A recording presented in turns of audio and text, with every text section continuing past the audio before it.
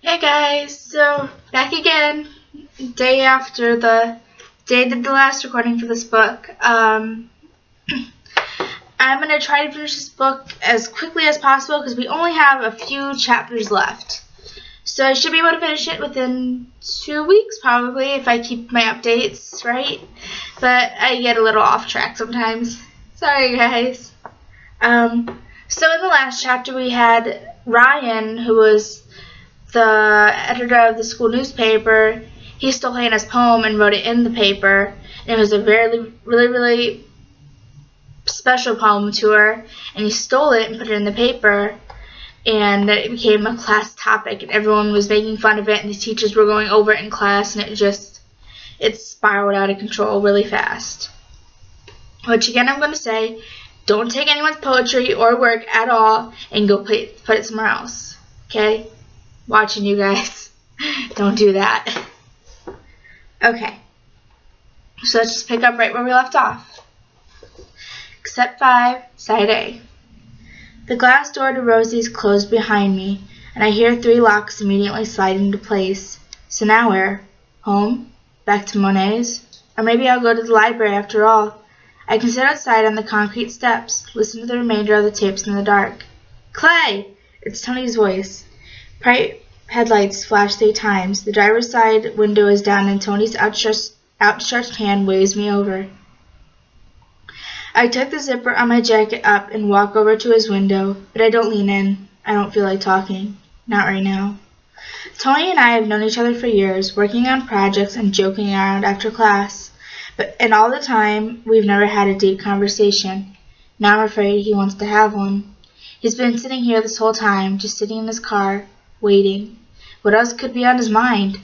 He won't look at me. Instead, he reaches out to adjust the side mirror with his thumb. Then he closes his eyes and lets his head fall forward. Get in, Clay. Is everything all right? After a short pause, slowly, he nods. I walk around to the front side of the car, open the passenger door, and sit. Keeping one foot out on the blacktop, I place my backpack with Hannah's shoebox inside on my lap. Shut the door, he says.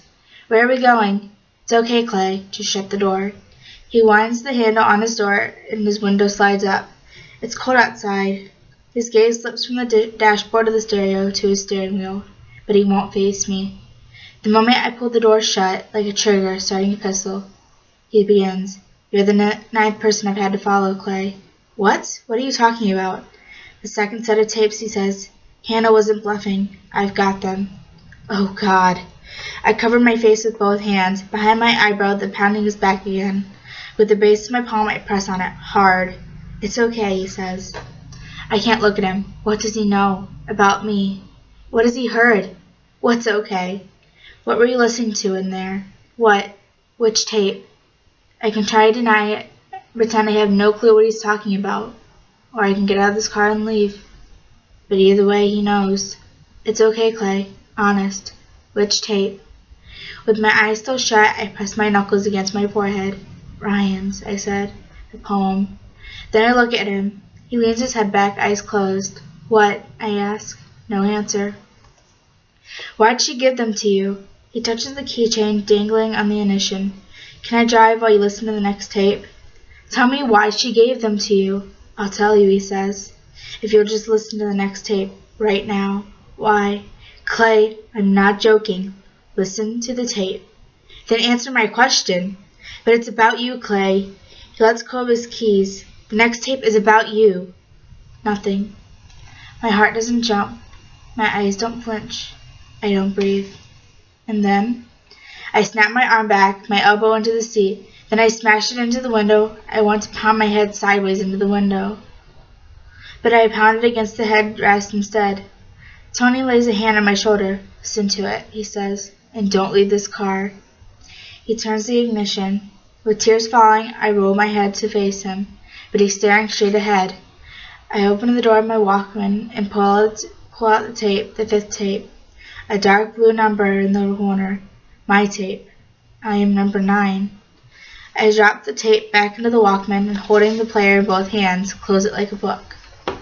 Tony puts the car in gear and drives to the empty parking lot, heading for the street. Without looking, I run my thumb across the bottom of the Walkman. feeling for the button that brings me into the story. Play. Romeo, oh Romeo, wherefore art thou Romeo? My story, my tape. This is how it begins. Good question, Juliet, and I wish I knew the answer. Tony shouts out of the engine, Clay, it's okay. To be totally honest, there was never a point where I said to myself, Clay Jensen, he's the one. Just hearing my name and the pain in my head doubles. I feel an agonizing twist in my heart. I'm not even sure how much of the real Clay Jensen I got to know over the years. Most of what I knew was second-hand information, and that's why I wanted to know him better, because everything I heard, and I mean everything, was good. It was one of those things where once I noticed it, I couldn't stop noticing it.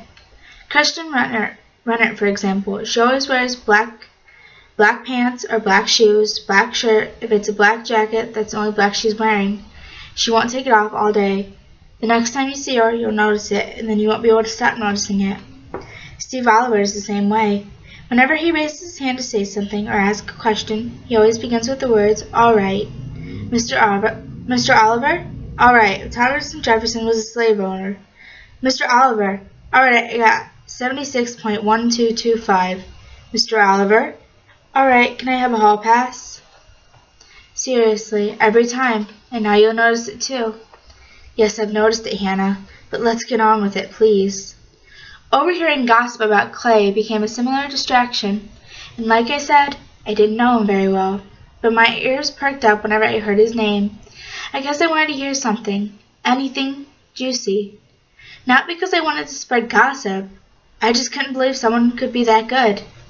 I glanced at Tony and rolled my eyes, but he's driving, looking straight ahead. If he actually was that good, wonderful, great! But it became a personal game of mine. How long could I go on with hearing nothing good but good things about Clay Jensen? Normally when a person has a stellar image, another person's waiting in the wings to tear them apart. They're waiting for that one fatal flaw to expose them. But not with Clay. Again, I look over at Tony. This time, he's smirking. I hope this tape doesn't make you run out and dig for that deep, dark, and dirty secret of his, which I'm sure is there. At least one or two of them, right? I've got to wait. I've got a few. But wait, isn't that what you're doing, Hannah? You're setting him up as Mr. Perfect, only to tear him down? You, Hannah Baker, were the one waiting in the wings, waiting for a flaw, and you found it. And now you can't wait to tell everyone what it is, and ruin his image. To which I say, no. My chest relaxes, freeing a breath of air I didn't even know I was holding. And I hope you're not disappointed. I hope you aren't just listening, salivating for gossip. I hope these tapes mean more to you than that. Clay, honey, your name does not belong on this list. I leaned my head against the window and closed my eyes, concentrating on the cold glass. Maybe if I listen to the words but concentrate on the cold, maybe I can hold it together. You don't belong in the same way as the others. It's like that song. One of these things is not like the others. One of these things just doesn't belong. And that's you, Clay. But you need to be here if I'm going to tell my story. Tell it more completely. Pause. Why do I have to hear this, I ask? Why didn't you just skip me if I don't belong? Tony keeps driving. If he looks anywhere other than straight ahead, it's only brief into the rearview mirror. I would have been happier than ever hearing this, I say. Tony shakes his head. No, it would drive you crazy not knowing what happened to her. I stare through the windshield at the white lines growing in the headlights, and I realize he's right. Besides, he says, I think she wanted you to know. Maybe, I think, but why? Where are we going? He doesn't answer. Play. Yes, there are some major gaps in my story. Some parts I just couldn't figure out how to tell, or couldn't bring myself to say out loud. Events I haven't come to grips with, that I'll never come to grips with. And if I never say them out loud, then I never have to think about them all the way through. But does that diminish any of your stories? Are your stories any less meaningful because I'm not telling you everything? No. Actually, it magnifies them. You don't know what went on in the rest of my life, at home, even at school. You don't know what goes on in anyone's life but your own, and when you mess with one part of a person's life, you're not messing with just that part. Unfortunately, you can't be that precise and selective. When you mess with one part of a person's life, you're messing with their entire life. Everything. Affects everything. The next few stories are centered around one night, the party.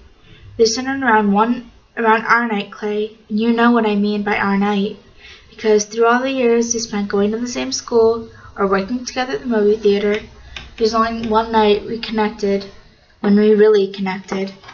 That night drags many of you into the story as well, one of you for the second time, a random night that none of you can take back. I hated that night. Even before these tapes, I hated it. That night I ran to tell an old woman that her husband was fine. Everything was going to be fine. But I was lying. Because while I was running to comfort his wife, the other driver was dying. And the old man, by the time he got home to his wife, he knew it. Hopefully no one will hear these tapes except for those of you in this list, leaving any changes they may bring to your life completely up to you. Of course, if the tapes do get out, you'll have to deal with the consequences completely out of your control. So I sincerely hope you're passing them on. I glanced at Tony. Would he really do that? Could he? Would he give these tapes to someone not on the list? Who? For some of you, those consequences may be minimal, maybe shame or embarrassment, but for others, it's hard to say. A lost job? Jail time? Let's keep this between us, shall we? So, Clay, I wasn't even supposed to be at that party. I was invited, but I wasn't supposed to go there. My grades were slipping pretty fast. My parents asked for progress reports every week from my teachers. And when none of them came back with improvement, I was grounded. For me, grounded meant that I had 1 hour to get home from school, 1 hour being my only free time until I brought those grades back up. We're at the stoplight, and still Tony keeps his eyes straight ahead. Does he want to avoid seeing me cry? Because he doesn't have to worry I'm not. Not right now. During one of my Clay Jensen gossip moments, I found out that you were going to that party. What? Clay Jensen at a party? Unheard of. I study on the weekends in most class. We're tested every Monday. It's not my fault. Not only was that my first thought, that's what the people around me were talking about too.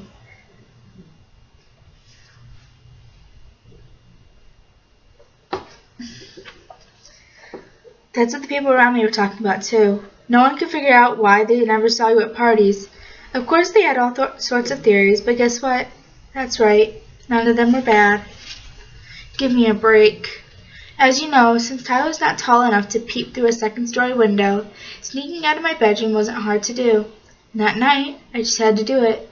But don't jump to conclusions. I snuck out of my house before. That night, only twice. Okay, 3 times, maybe 4, tops.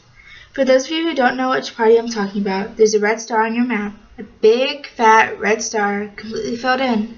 C6, 512, Cottonwood. Is that where we're going? Ah. So now you know. Now some of you know exactly where you fit in, but you'll have to wait until your name pops up to hear what I'm going to tell, to hear how much I'm going to tell. That night, I decided that walking to the party would be nice, relaxing. We had a lot of rain that evening, and I remember the clouds were still hanging low and thick. The air was warm for the first time of night, too, my absolute favorite type of weather. Mine, too. Pure magic. It's funny, walking by the houses on my way to the party, I felt like life had so many possibilities, limitless possibilities. For the first time in a long time, I felt hope. So did I. I forced myself out of the house into that party. I was ready for something new to happen, something exciting. Hope? Well, I guess I misread things a bit. And now, knowing what happened between Hannah and me, would I still have gone, even if nothing changed? It was simply the calm before the storm. I would, yes, but even if the outcome stayed the same. I wore a black skirt with matching hooded pullover, and on my way there, I took a 3-block detour to my old house, the one I lived in when we first moved to town. The first red star from the first side of the first tape. The porch light was on, and in the garage, car engine was running, but the garage door was shut. Am I the only one who knows this? Does anyone else know where he lived? The man from the accident, the man whose car killed a student from our school. I stopped walking, and for what seemed like several minutes, just watched the sidewalk, mesmerized. Another family in that house. I had no idea who they were, or what they were like, what their lives were like. The garage door began to lift, and in the glow of the red taillights and silhouette of a man pushed the heavy door all the way up. He got in the car, backed it up down the driveway, and drove off. Why didn't he stop? Why didn't he ask why I was standing there staring at his house? I don't know. Maybe he thought I was waiting for him to back out of the driveway before continuing on my merry way. But whatever the reason, it felt surreal. 2 people, me and him, 1 house. Yet he drove away with no idea of his link to me, the girl on the sidewalk. For some reason at that moment, the air felt heavy, filled with loneliness, and that loneliness stayed with me through the rest of the night. Even the best moments of the night were affected by that one incident, by the non-incident. In front of my old house, his lack of interest in me was a reminder. Even though I had a history in the house, it didn't matter. You can't go back to how things were, how you thought they were. All you really have is now. Those of us on the tape, we can't go back either. We can never not find the package on our doorstep or in our mailbox. From the moment on, we're different. Which explains my overreaction, Clay. And that's why you get these tapes, to explain, to say I'm sorry. Does she remember? Does she remember that I apologized to her that night? Is that why she's apologizing to me? The party was well underway by the time I got there. Most people, unlike me, didn't have to wait for their parents to fall asleep. The usual crowd hung out by the front door of the party, drunk out of their minds, greeting everyone with a raised cup of beer. I would think Hannah would be a hard name to slur, but those guys did it pretty well. Half of them kept repeating my name, trying to get it right, while the other half laughed. But they were harmless, fun drunks, making a nice addition to the party. Not looking to fight, not looking to score, just looking to get drunk and laugh. I remember those guys, like the mascots of a party. Clay, what you doing here? Bah! The music was loud and no one was dancing. It could have been any party, except for one thing. Clay Jensen. I'm sure you heard a lot of sarcastic remarks when you first arrived, but by the time I got there, to everyone else you were just a part of the party. But unlike everyone else, you were the whole reason I came. With everything going on in my life, going on in my head, I wanted to talk with you. Really talk. Just once. A chance we never seemed to get at school, or at work. A chance to ask, who are you? We didn't get that chance because I was afraid that I had no chance with you. That's what I thought, and I was fine with it. Because what if I got to know you and you turned out to be just like they said? What if you weren't the person I hoped you were? That more than anything would have hurt me the most. And as I stood in the kitchen in line to fill my cup for the first time, you walked up behind me. Hannah Baker, you said, and I turned around toward you. Hannah. Hey. When she first arrived, when she walked through the front door, she caught me off guard. Like a freak, I turned back around and ran through the kitchen straight out the back. It was too soon, I told myself. I went to that party telling myself that if Hannah Baker showed up, I was going to talk to her. It was time. I didn't care who was there. I was going to keep my eyes focused on her, and we were going to talk. But then she walked in, and I freaked out. I couldn't believe it. Out of the blue, there you were. No, not out of the blue. I first paced around the backyard, cursing myself for being such a scared little boy. Then I let myself walk out through the gate, fully intent on walking home. But on the sidewalk, I beat myself up some more. Then I walked back to the front door. The drunk people greeted me again, and I went straight for you. It was anything but out of the blue. I don't know why, you said, but I think we need to talk. It took all the guts in the world to keep the conversation going. Guts and 2 plastic cups of beer. And I agreed, with probably the dumbest smile plastered on my face. No, the most beautiful.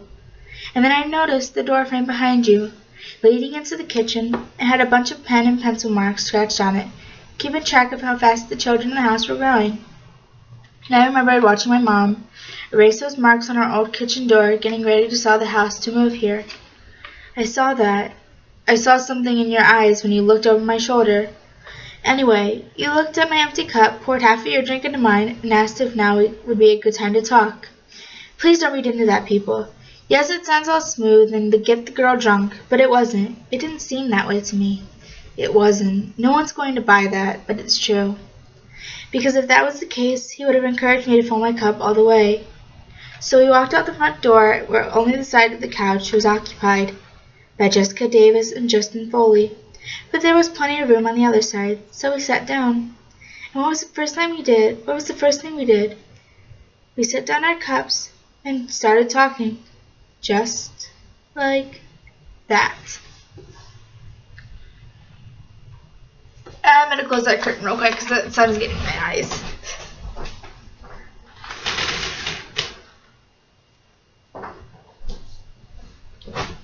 Better. Now you guys don't have to see the glare. Okay, back where we are. She had to know it was them, Jessica and Justin, but she didn't say their names. The first boy she kissed was kissing a girl who slapped her at Monet's. It was like she couldn't escape her past. Everything I could have hoped for was happening. The questions were personal, as if catching up for the time we let pass. Yet the questions felt intrusive. Her voice, if physically possible, comes through the headphones feeling warm. I placed cupped hands over my ears to keep her words from escaping.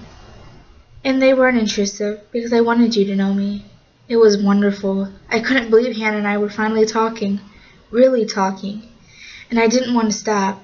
I loved talking with you, Hannah. It seemed like you could know me, like you could understand anything I told you. And the more we spoke, I knew why. The same things excited us. The same things concerned us. You could have told me anything, Hannah. That night, nothing was off limits. I would have stayed till you opened up and let everything out. But you didn't. I wanted to tell you everything, and that hurt because some things were too scary. Some things even I didn't understand.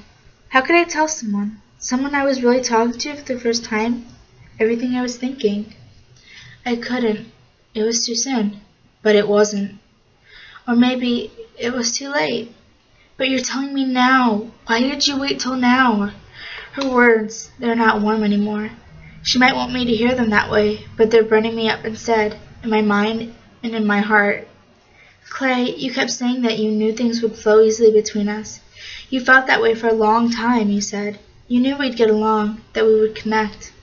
But how? You never explained that.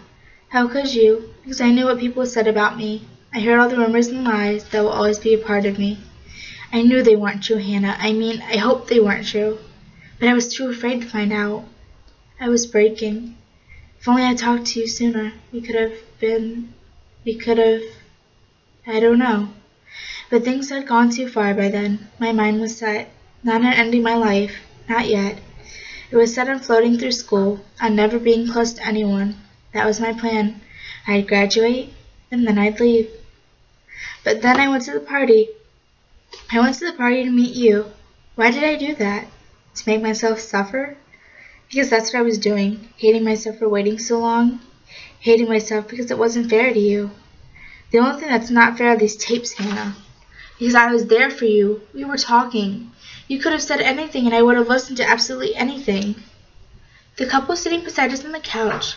The girl was drunk and laughing and bumping into me ever so often, which was funny at first, but it got real old fast. Why isn't Hannah saying her name? I started to think maybe she wasn't so drunk after all. Maybe it was all a show for the guy she was talking with. When they were actually talking. Maybe she wanted the couch all to herself and that guy. So Clay and I left. We walked around the party, shouting over the music wherever we went. Eventually, successfully, I spun the conversation around. No more big heavy topics. We needed to laugh. But everywhere we went, it was too noisy to hear each other. So we wound up in the doorway to an empty room. I remember everything that happened next. I remembered it perfectly. But how did she remember it? While we were standing there, our backs against the doorframe, drinks in hand, we couldn't stop laughing. And yet the loneliness I entered the party with came rushing back. But I wasn't alone. I knew that. For the first time in a long time, I was connected with another person from school. How in the world was I alone? You weren't, Hannah. I was there. Because I wanted to be. That's all I can say. It's all that makes sense to me. How many times had I let myself connect with someone only to have it thrown back in my face? Everything seemed good, but I knew it had potential to be awful. Much, much more painful than the others. There was no way that was going to happen. So there you were, letting me connect with you. And when I couldn't do that anymore, when I pulled the conversation to lighter topics, you made me laugh. And you were hilarious, Clay. You were exactly what I needed. So I kissed you. No, I kissed you, Hannah. A long, beautiful kiss. And what did you say when we came up for air with that cutest, littlest, boyish smirk you asked? What was that for? Right, you kissed me. To which I said, you're such an idiot, and we kissed some more. An idiot. Yes, I remember that too. Eventually we shut the door and moved deeper into the room. We were on one side of the door, and the rest of the party, with its loud but muffled music, was on the other. Amazing. We were together. That's what I kept thinking the whole time. Amazing. I had to concentrate so hard to keep that word from spilling out of my mouth. Some of you may be wondering, how come we never heard about this? We always found out when Hannah made out with someone. Because I never told. Wrong. You only thought you found out. Haven't you been listening? Or did you only pay attention to the tape with your name on it? Because I can count on one hand, yes, one hand, how many people I've made out with. But you probably thought I need both hands and both feet just to get started, right? What's that? You don't believe me? You're shocked? Guess what? I don't care. The last time I cared what anyone thought about me was out that night, and that was the last night. I unbuckled my seatbelt and leaned forward. I clasped my hand over my mouth to squeeze to keep from screaming. But I do scream. The sound dampened in my palm of my hand, and Tony keeps driving. Now get comfortable, because I'm about to tell you what happened in that room between Clay and me. Are you ready? We kissed. That's it. We kissed. I looked down at my lap at the Walkman. It's too dark to see the spindles behind the plastic window pulling the tape from one side to the other, but I need to focus on something, so I try. And concentrating on the spot where the two spindles should be is the closest I get to looking into Hannah's eyes as she tells me the story. It was wonderful. Both of us lying on the bed. One of his hands rested on my hip, his other hand cradling my head like a pillow, both my arms hugging him, trying to pull him closer. And speaking for myself, I wanted more. That's when I said it. That's when I whispered to her, I'm so sorry. Because inside I felt so happy and sad at the same time.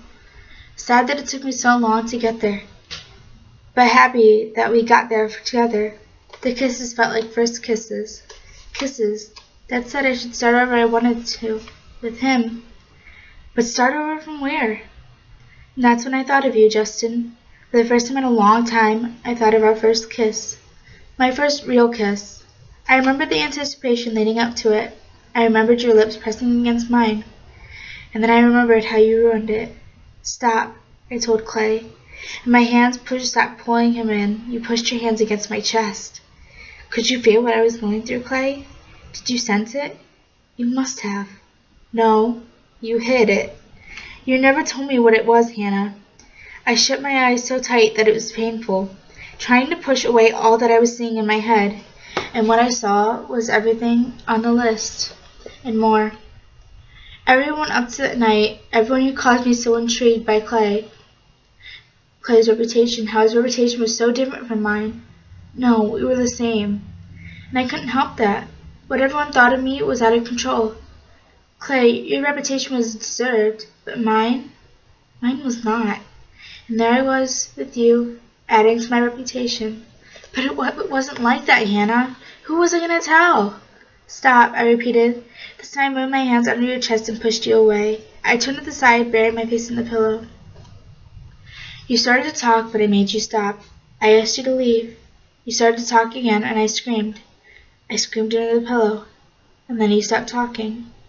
You heard me. The bed lifted on your side as you got up to leave the room. But it took you forever to leave, to realize that I was serious. I was hoping you'd tell me to stop again. Stop leaving.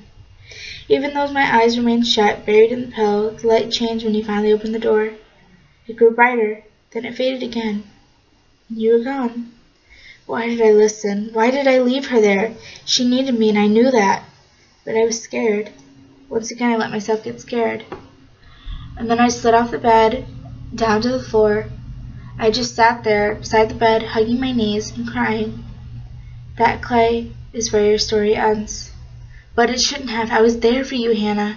You could have reached out, but you didn't. You chose this. You had a choice, and you pushed me away.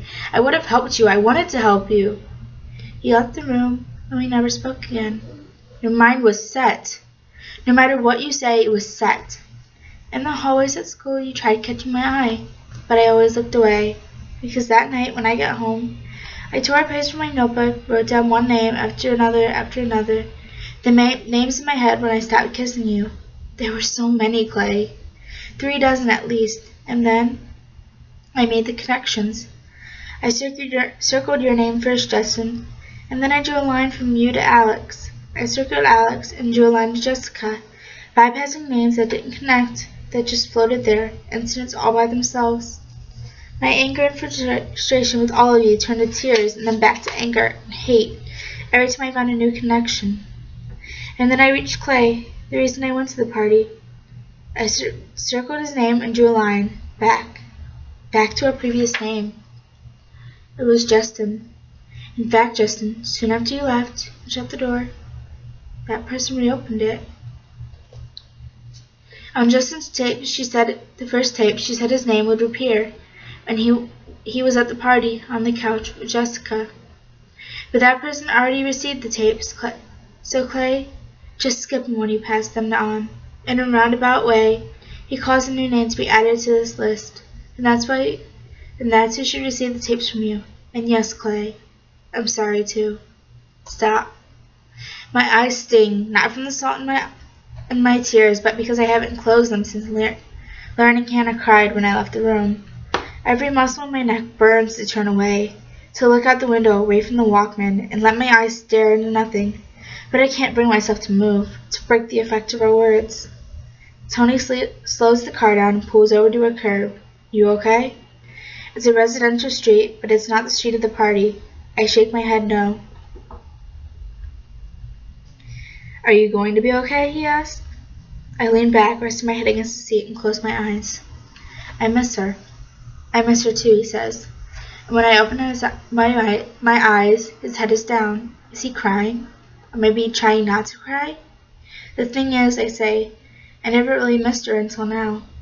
He sits back in the seat and looks over at me. I didn't know what to make of that night, everything that happened. I'd liked her for so long, from far away, but I never had a chance to tell her. I looked down at the Walkman. We had only one night, and by the end of that night, it seemed like I knew her even less than before. But now I know. I know where her mind was that night. Now I know what she was going through. My voice breaks, and in the break comes a flood of tears. Tony doesn't respond. He looks up at the empty street, allowing me to sit in his car and just miss her. To miss each time I pulled in a breath of air, to miss her with a heart that feels so cold by itself, but warm when thoughts of her flow in through me. I wipe the cuff of my jacket under my eyes, then I choke back my tears and laugh. Thanks for listening to all that, I say. Next time, it's okay to stop me. Tony turns on the blinker, looks over his shoulder, and pulls us back into the street, but he doesn't look at me. You're welcome. And that's the end of that chapter. So we figure out that Clay, besides being ignorant slightly, didn't really do anything wrong to Hannah. Hannah didn't blame him for anything. She was sorry that she had to include him in the tapes and that she couldn't tell him how she felt when she was alive. So, since Clay did that, it's he never really meant to hurt her anyway. He really wanted to be there for her, but sometimes all you can do is try your best to be there with someone. They have to want you there first. And I know Hannah did want him there, but she kept pushing him away. And there's only so much someone can take before they're pushed away all the way. So I don't blame Clay, even though he probably blames himself in the book. He probably thinks that he's like the whole reason, but it's not his fault that she died. He really tried to be there for her, but sometimes there's not much you can do. So again, if anyone that's watching this contemplating suicide or hurting themselves, talk to someone. There are people around you that want to help. There's even suicide hotlines everywhere that you can call and have someone help you. You can even text me. You can comment down below and ask me to talk, and I'll give you my number and we can talk. I understand that some people are scared to tell people because they're afraid they're going to tell people and it's going to become a big thing, and they're scared of that, and I understand that. But you can't just bundle it all up inside of you. You have to talk to someone. So, I guess that's it for today. Thank you guys all for watching this. I really do appreciate it. I think we only have there's only a few pages left, so I think there's like